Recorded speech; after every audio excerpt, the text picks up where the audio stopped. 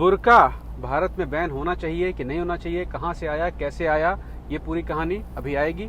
उसके अलावा बहुत ज़रूरी चीज़ है 3 तलाक और हलाला। इसके बारे में आपने कई बार सुना होगा।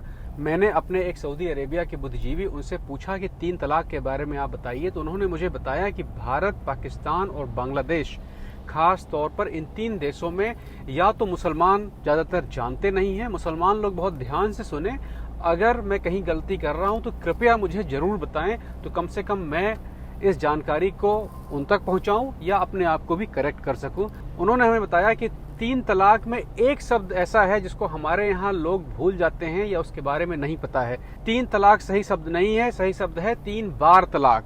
मतलब कि जब आप 3 बार तलाक लेंगे तब आप हलाला करवाएंगे अपनी पत्नी से। 3 बार तलाक लेने का मतलब ये होता है कि तलाक लिया, शादी की, फिर तलाक लिया, शादी की, फिर तलाक लिया, उसके बाद का हलाला। तो इस पूरी कहानी पे भी आएंगे। पहले आते हैं बुर्के पर। बुर्के की कहानी अचानक कहां से आ गई? इसलिए आ गई कि स्विट्जरलैंड ने भी आखिरकार बुर्का बैन कर दिया है। स्विट्जरलैंड एक ऐसा देश था जो बहुत दिनों तक बुर्के पर बैन नहीं लगा रहा था, ये कहकर कि ये उनकी अपनी मर्जी है, मुस्लिम महिलाओं की अपनी मर्जी है कि वो क्या पहने।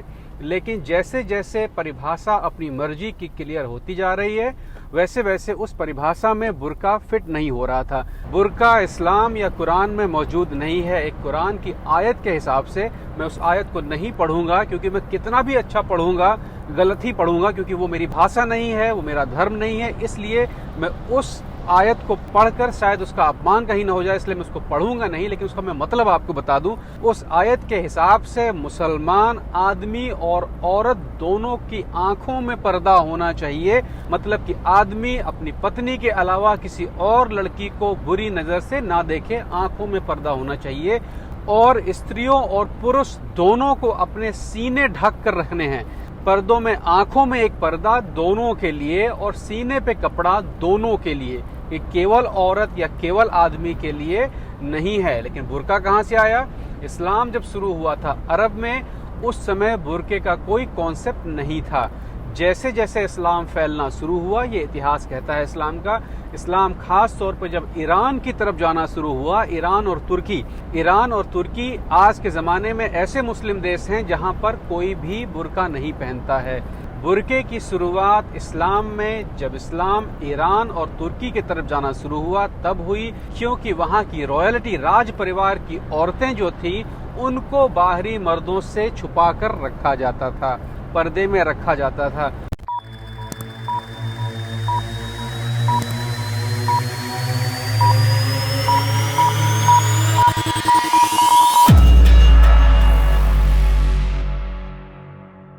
भैया सीजन 2 लैपटॉप गिव अवे शुरू हो गया है। करना इसमें कुछ खास नहीं है, सिर्फ अपना नाम लिख के भेज देना है। एक बार लिख के भेज दिए हैं, दोबारा लिखने की जरूरत नहीं है, वो नाम अपने आप चला जाएगा। सिर्फ आपको लिखना है कि मैं विद्यार्थी हूं। अगर आपकी उम्र 12 से 30 वर्ष के बीच में है और आप किसी भी तरह का विद्या अर्जन कर रहे हैं तो आप इसे पा सकते हैं। उन लोगों को, उन आईडीज को जिनको पिछले गिव अवे में लैपटॉप मिल चुका है, उनका नाम इस बार शामिल नहीं होगा। बाकी सबका वेलकम है, क्योंकि वहां की रॉयल्टी, राज परिवार की औरतें जो थी उनको बाहरी मर्दों से छुपा कर रखा जाता था, पर्दे में रखा जाता था। तो जब इस्लाम वहां पहुंचा और फला बढ़ा तो वहां पर वो छुपा के रखने की प्रथा जो थी वो रॉयल्टी, राज परिवार से निकल के जमींदारों तक पहुंचनी शुरू हो गई और उसके बाद में सेनापति और सैनिकों तक पहुंचना शुरू हो गई। और धीरे धीरे ये एक फैशन में आ गया कि जो पर्दे में है वो वीआईपी है, वो राज परिवार का है। तो वहां से इस्लाम में पर्दे की व्यवस्था शुरू हुई और धीरे धीरे जब इस्लाम भारत की तरफ आना शुरू हुआ, सैनिक वही देखते थे कि मेरे जो सेनापति हैं उनकी जो बीवियां हैं वो पर्दे में रहती हैं, वो वीआईपी आइटम है। भाई कोई औरत इस्लामी विद्रोहियों के साथ तो आई नहीं थी। जो इस्लाम आया था तलवार के माध्यम से या सूफियों के माध्यम से, जिस भी माध्यम से आया था वो पुरुषों के माध्यम से आया था। कोई भी इस्लामिक औरत, कोई भी अरब की औरत भारत नहीं आई है, या किसी अरब की औरत ने, मैं उस जमाने की बात कर रहा हूँ जब भारत में इस्लाम नहीं था, कोई भी अरब औरत ने भारत की किसी पुरुष से शादी करके अपना इस्लाम नहीं बढ़ाया है। हमेशा 99% की मैं बात कर रहा हूँ, 99% जो बाहरी पुरुष थे वो भारत में आए और उन्होंने शादियां की और जिस तरह से भी उनका काम बना इस्लाम को आगे बढ़ाने का लेके, उन्होंने किया, लेकिन उनके दिमाग में वो बात थी कि जो पर्दे में है वो वीआईपी है। तो वहां से पर्दे की शुरुआत हुई, वहां से बुर्के की शुरुआत हुई। जो हमारे हिंदू लोग हैं, जो घूंघट है, वो भी इसी सभ्यता का एक चरण है। सनातन और आर्य, हिंदू शब्द जो है वो पुराना नहीं है, ये अरबों का दिया हुआ शब्द है। जब आपको गर्व से हिंदू आप महसूस करें तो आप गर्व से अरबों के दिए शब्द पर गर्व कर रहे हैं। आर्य और सनातन ये पुरानी दो पद्धतियां थी और उसमें घूंघट प्रथा नहीं थी। उस पर किसी और दिन में आएंगे। लेकिन ये कहानी है बुर्के की, और वो बुर्का धीरे धीरे धीरे धीरे सिस्टम में रहता रहा और औरतों को पर्दे के पीछे कर दिया गया। जबकि एक शब्द ये था कि आंखों में पर्दा होना चाहिए, वो पुरुष और स्त्री दोनों में, उनके सीने ढके होने चाहिए, पुरुष और स्त्री दोनों में। एक के लिए तो बुर्का है ही नहीं। अगर आपको बुर्के का इतना शौक है तो पुरुष को भी बुर्का पहनना चाहिए। तो ये तो है इतिहास की बात, और उस पर डिटेल में किसी और दिन आएंगे। अब आ जाते हैं 3 तलाक और हलाला पे। ये चीज मैं जो बता रहा हूँ ये सऊदी अरब में चलती है। भारत में कैसा है ये तो आप लोग बेहतर बताएंगे। मैं इस्लामी शादियों पे नहीं जाऊंगा, मैं सीधे तलाक पे आता हूँ। लेकिन एक शॉर्ट लाइन में बता दूं, इस्लाम में शादियां एक कॉन्ट्रैक्ट होता है। मतलब कि आपकी शादी 7 जन्म के लिए नहीं है। आपके आपस में नहीं पटेगी तो आप कॉन्ट्रैक्ट तोड़ लीजिए और आप आगे बढ़ जाइए। ये बहुत बहुत अच्छी बात है। ये हर जगह पे होना चाहिए। कोई 7वां जन्म का साथ नहीं होता है, सब बेवकूफ़ी वाली बातें हैं। तो शादी में होता यह है कि लड़के वाले लड़की से हाथ मांगते हैं और शादी के समय एक मेहर भी तय की जाती है कि अगर मामला टूटेगा तो भैया लड़की आपके यहाँ रह रही है, औरत आपके यहाँ रह रही है, तो उसको आप ये पैसा वैसा दे के विदा करेंगे कि वो अपनी बाकी की जिंदगी ठीक से फिर से शुरू कर पाए। तो जब आप लोगों में आपस में बात नहीं बनी और बात तलाक तक पहुंच गई तो आप काजी तक गए, या वो व्यक्ति जो तलाक को करवा सकता है उसके तक गए। वो व्यक्ति आपको पहले समझाएगा और आपकी अगर समझ में नहीं आया तो ये कहेगा भैया ठीक है, 1 महीना का समय है, 1 महीना ये बीवी आप ही के घर में रहेगी, लेकिन आपके बीच में कोई लड़ाई झगड़ा और शारीरिक संबंध नहीं होने चाहिए। प्यार मोहब्बत को ठीक करिए। अगर उसके बाद भी 1 महीने के बाद भी आप लोग उसी जगह पर खड़े हैं कि हमें तलाक लेना ही लेना है, तब तलाक हो जाएगा। मान लीजिए कि वो 1 महीना भी नहीं चला और उसके बाद आपने तलाक ले लिया, आपका तलाक हो गया, तो ये है पहला तलाक। पहला तलाक के बाद में हो सकता है कि भाई आपके बच्चे हैं और आपको तलाक होने के बाद समझ में आया कि यार जिंदगी ऐसे नहीं गुजर रही है, वैसे है, फलाना है, ढिमाका है, और आप लोग इस सिचुएशन पे फिर पहुंच गए कि नहीं यार एक ट्राई फिर करते हैं और बच्चों के लिए ही सही साथ में आते हैं फिर से और अपनी जिंदगी सुधारेंगे, सही करेंगे। तो आप लोग बिना हलाला के, मैं सऊदी अरब की बात कर रहा हूँ, इस्लाम में बिना किसी हलाला फलाना ढिमाका किए हुए, हलाला का मतलब होता है हलाल जो जायज है और हराम जो नाजायज है, तो हलाला वो हलाल का ही पर्यायवाची है। तो जब आप दोबारा साथ में रहना चाहते हैं तो बिना ताम झाम के काजी के पास या उस व्यक्ति के पास जो शादी आधिकारिक रूप से करवा सकता है, आप जाके फिर से शादी कर लें। लेकिन वो पूरी की पूरी प्रक्रिया दोबारा होगी कि शादी होगी, मेहर तय होगा, फलान, क्योंकि एक बार आप तोड़ चुके हैं पूरी, तो इसलिए पूरी प्रक्रिया दोबारा वही होगी। तो आपकी दोबारा शादी हो गई, लेकिन शादी के बाद भैया आपने भी अपनी आदतें नहीं बदली, उनने नहीं बदली, और आ गए उसी पॉइंट पे फिर से कि भैया हम साथ में नहीं रह सकते हैं, तलाक हो के रहेगा, फिर तलाक हो गया। तो ये बहुत बार होता है, क्योंकि एक बार आदमी की समझ में आ जाता है, सोचते हैं नहीं साथ में रह लेंगे, लेकिन ऐसे ऐसे खड़ूस मर्द और औरतें पड़े हुए हैं जो किसी के साथ में नहीं रह सकते हैं। तो दूसरे बार फिर वही तलाक की नौबत आ गई, तो दूसरा तलाक भी बिल्कुल पहले ही तलाक की तरह से होगा।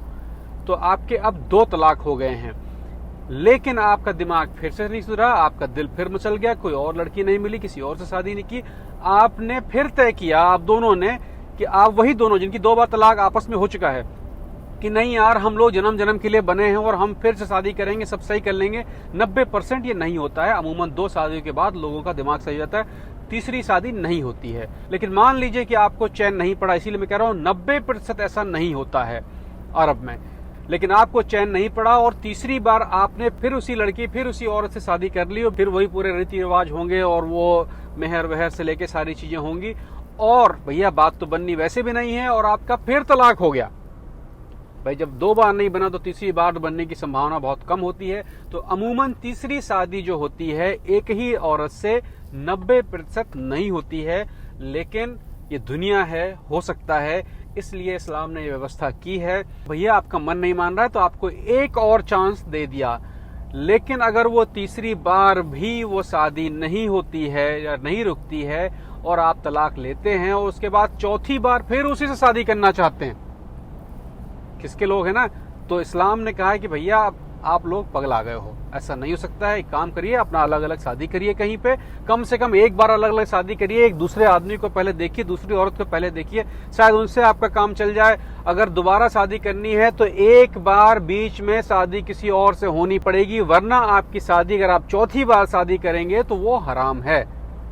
तो उस शादी को हलाल करने के लिए चौथी बार जो शादी होगी वो किसी और से होगी। अपने यहाँ गुस्सा आया, 3 बार कह दिया तलाक तलाक तलाक, SMS करके छोड़ दिया तलाक तलाक तलाक। अब वो लड़की बेचारी घूम रही कि दोबारा शादी कर रही, मौलाना साहब बोल रहे कि भाई अब तो हलाला होगा, किसी और से शादी होगी क्योंकि आपने 3 बार तलाक कर लिया। तो 3 बार तलाक का मतलब है कि आपने उसके बीच में 2 बार शादियां भी की हैं, तभी आप 3 बार तलाक ले रहे हैं, वरना तलाक तो एक ही बार हुआ आपका। आप 100 बार कहिए चाहे एक बार कहिए, तलाक तो एक ही बार हुआ।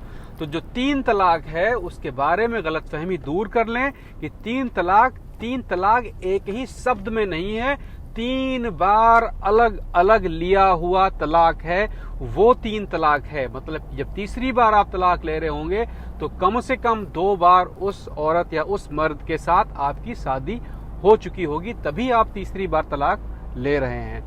तो अगर तीसरी बार तलाक के बाद भी आपकी शादी नहीं रुक रही है तो भैया कहीं और कर लो, वरना आपकी शादी हराम है।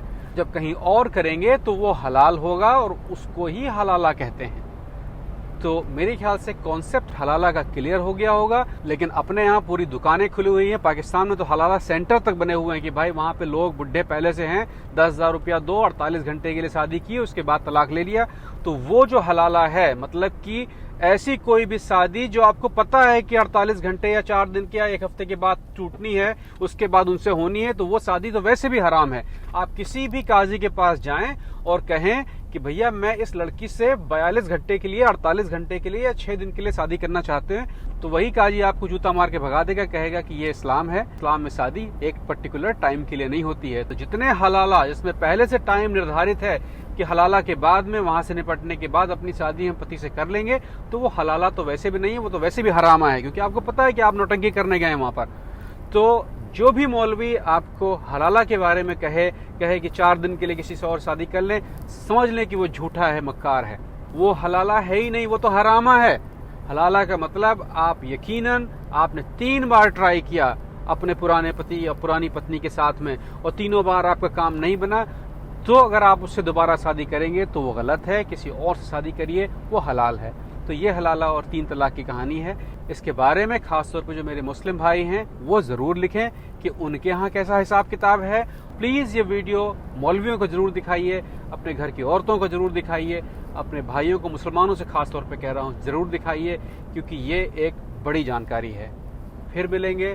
कोरोना फैल रहा है, कोरोना पे कल परसों आएंगे, बहुत जरूरी अपडेट आ रही है। आपके यहाँ कोरोना बहुत तेज फैल रहा है, मैं कुछ शॉर्टकट लेके आऊंगा जिससे कि आपको थोड़ा सा फायदा, थोड़ा सा आराम रहेगा। यहाँ यूरोप में जो घरेलू इलाज है उसमें बादाम और अखरोट का इस्तेमाल बहुत ज्यादा होता है और ये कोरोना जैसी बीमारियों में मदद भी करता है। अगले एपिसोड में फिर मिलेंगे, ख्याल रखिए अपना।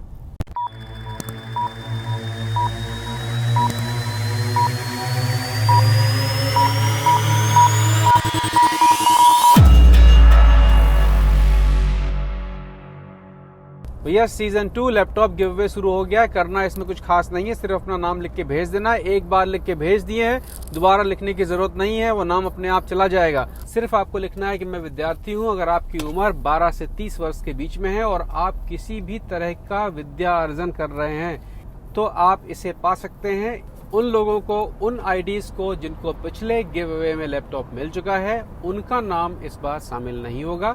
बाकी सबका वेलकम है।